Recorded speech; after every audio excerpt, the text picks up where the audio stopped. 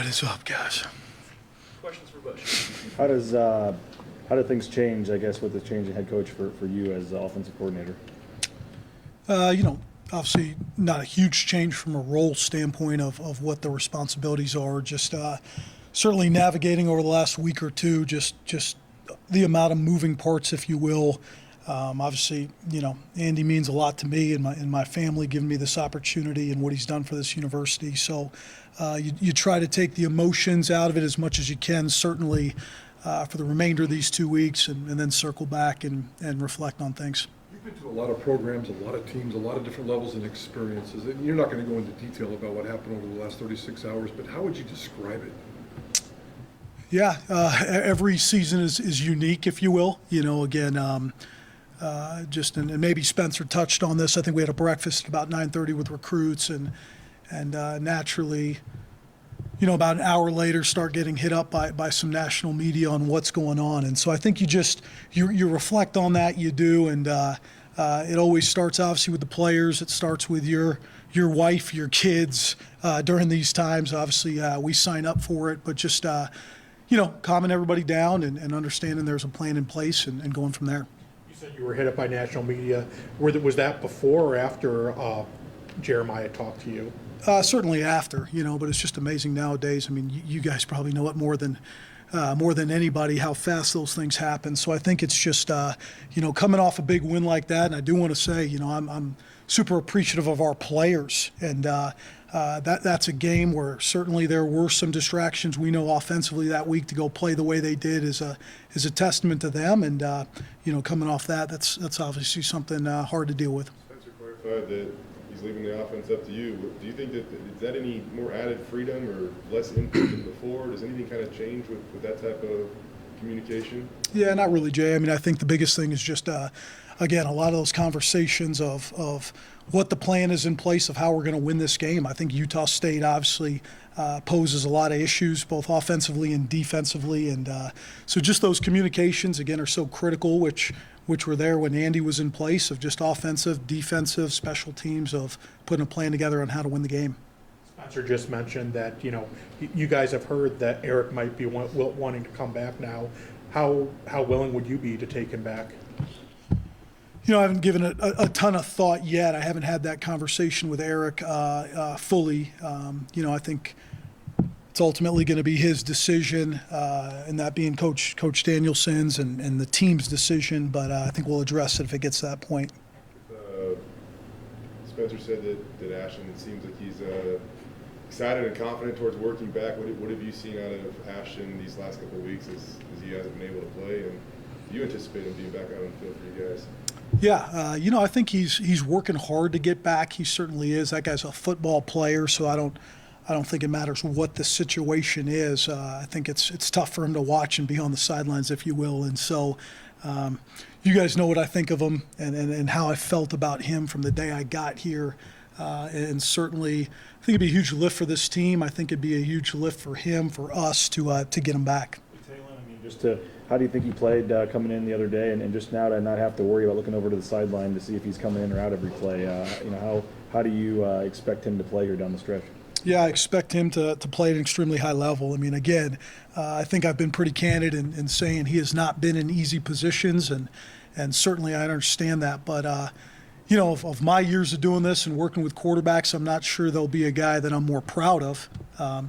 We offensively feel we've had some moving parts and had to do what we've done to put ourselves in position to win football games. And unfortunately for him, it hasn't been very consistent. But I just think about that game. I think, again, about him coming in a number 2 role and how he played, the focus you have to have throughout the week to be able to play in those kind of moments. And I'm just extremely proud of him. Bush, the emotions you felt when you saw Maddox go down, and more importantly, how does that change the direction of what you were trying to build with this football team and the momentum that you seem to certainly have?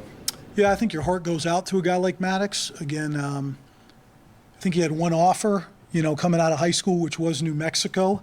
And for him to get that opportunity to go and play how he's played, in my opinion, this whole year, he's kind of got this underdog tail to him, if you will, and he gets in there and he plays at such a high level. So that's my initial reaction, with his dad being there, his mom being there, going through that experience. But everything happens for a reason. I know he'll battle back. I'm extremely thankful that we were able to get him the experience he got this year, and I know what that kid's all about. So.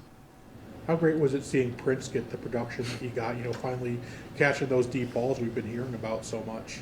Yeah, it was huge. I think for like 3 weeks I was getting calls from a Bahamas number, and I thought it was some like vacation cruise line, so I never picked up. And then I finally realized it was his dad. So I always think about that for him. I know how excited his family is to see that success. But again, anytime we've talked about that throughout the course of the year, where sometimes it just takes one play, 1 or 2 plays to get that confidence level where you need to get to. Obviously, he's got the ability, but we put a lot on him last week as we did Austin Bolt and a lot of those receivers to step up, and I'm really proud of that group.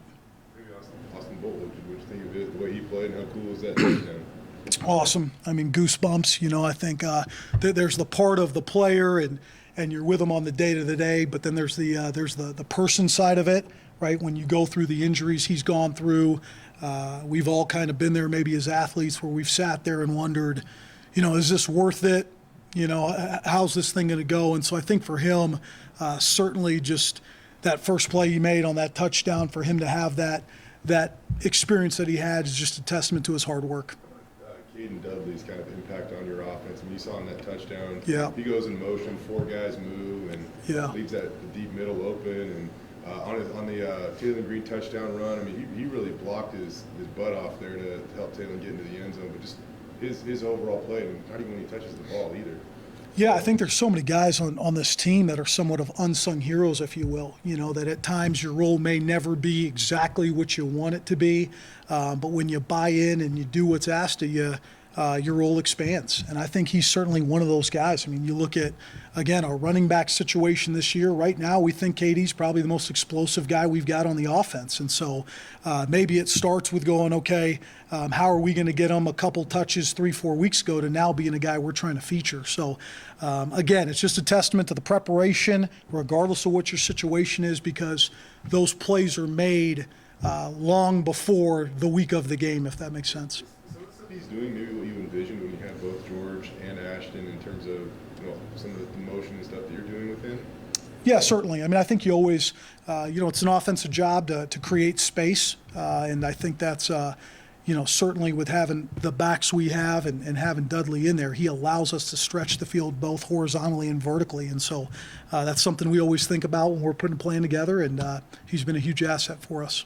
Any disappointment on your side that you weren't named the interim coach? No. I mean, I think, I have so much respect for Spencer, and I think, he will be a head coach. I think everybody here knows that, whether that means in a couple months or a couple years. And he's done so much for this university, been here for about 6 years, and I think that's tremendous. And look forward for the opportunity to run a program one day, and when it comes, I'll be ready, but certainly happy for him. I mean, you don't necessarily know your future after these next few weeks, Bush. What are these next 3 weeks going to be look like? I mean, you could be here, you could not be. Like, how do you just approach it? Yeah, I think this is probably the 3rd time I've been through something like this in season, and so I just again, so much of it is for the players, for our families, but you just kind of keep your head down, you finish what you start and see what happens after that. Really, it is. And I think whether you've worried about previous jobs, it happened to us at Maryland, it happened to me at Arkansas State, sometimes you end up in tough situations, but you just got to push through. Obviously, this one's a little bit harder, just what this place means to me, but there's a reason I'm here, and it's been a blessing. A lot of your offensive pieces likely are very coveted throughout, other teams' plans, I guess, or whatnot. So with the transfer portal open, what do you do to kind of navigate that and encourage an open dialogue with your players? Yeah, I think have those open discussions. There will be zero surprises, if you will, after this season. I think you really got to be there for these kids, and I don't know how many people with their best interest are necessarily in the decision-making process. And there's a lot to think about. There is. I think across the board, we've had players from this program leave and end up maybe not playing as much and so on and so forth into my time at Missouri. So I think, open and honest with them. Obviously, the NIL piece of it is something they have to think about for sure, but there's also risk factor in a lot of it as well. It's when you know a town, you know what your role is, you know a city and communities behind you, that's worth a lot. And so I think it's just having those open discussions are really critical. How important is it to make these final couple weeks fun, whether it be, dancing, maybe wearing jewelry, whatever a player does to make this game fun? How important will that be? Well, I think energy is always the number one thing. As we all know, nothing great in life is accomplished without great energy. And you hope that the kids have fun, but they'll certainly also feel the focus and the execution that can come with it. And I think both of those can coexist. And so I think certainly, I know that'll be big with this group, making sure the energy is there to go play and execute at a high level, which again, I just was proud of the group this past week with the distractions that were there to go out and execute the way they did speaks volumes to them. When we talk about Talon, I do feel like over the season he has, became much more intentional with certain things. You probably wanted to see him grow and work on. He made some big-time throws last week. He's running, behind his pads at times now. Where have you seen the biggest growth and development in his game, during the season? Yeah, I think, from a preparation standpoint, he continues to just build and build and build. And I think everybody wants, a 19-year-old, a 20-year-old to be a final product as a sophomore in college, but it's not always that. And again, I think so highly of him. I feel like maybe I went through a lot when I was in college, and it's probably a third of what he's gone through just this season alone. And so that's going to be with him for the rest of his career, his resiliency. And I just, again, he is 1,000% about what this place is about and 1,000% about this community, and I think we're seeing that right now. He said after the game, as a competitor, he'd be lying if it didn't, fire him up that he did lose his starting quarterback job. So how did that communication and that decision go down? But yeah, I mean, I think a lot of it too is you guys probably talking to him about some of it. I just him and I talk probably every night for about 30 minutes, just navigating this whole thing. And I think he's a unique guy in this because we'll look back on this and certainly I want 90% of the blame to come right at me for maybe this year, but I do want the self-reflection on his part too. And I think, I'm hoping it's at Boise State. And as we know, whatever happens, what he's gone through this year will propel him for the future in college, for his NFL career. And I just think, I think the world of him, as you guys know. Just to kind of clarify, I know it's kind of like different weeks, but the two QBs and going back and forth with the guys, was that something that it was essentially was your decision, or was that something that Andy had been pushing for? I mean, would that have continued if Maddox hadn't gotten hurt? Or no, that was something that was certainly in the discussions between Andy and I, and some of it was play style. To be quite honest with you, there were certain times where we felt like we had to go fast and score points in certain situations that we put ourselves into, and again, I just go back to Maddox's performance against UCF and what he did in that last drive. Then you go to Memphis and he scores 2 touchdowns in the span of 3 minutes.